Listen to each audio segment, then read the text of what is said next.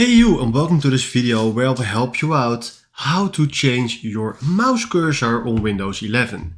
And for this we go to the search bar and we search for mouse, and then you will find here mouse settings.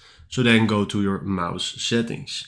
Then right now what we can choose is here a lot, but the thing that we need is if we scroll down to related settings and we click here on mouse pointer and touch, you will find here these options. We can change here the size by selecting this blue icon to the left or to the right, what you like. This is for me fine. Then what we also can do is we can change here the mouse pointer style. So let's say I want a yellow mouse, and then we can also change the color if you want to. We can change that mouse. Now we can also do this. Now then right now if you can see, sometimes it's getting white or black, it's inverted. We can also do a black mouse right here if you want to do that. But this is the place where you can change your mouse pointer.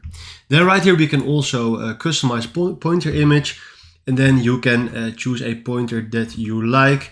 And then you can, let's say browse, search for a pointer that you downloaded and then upload it right here.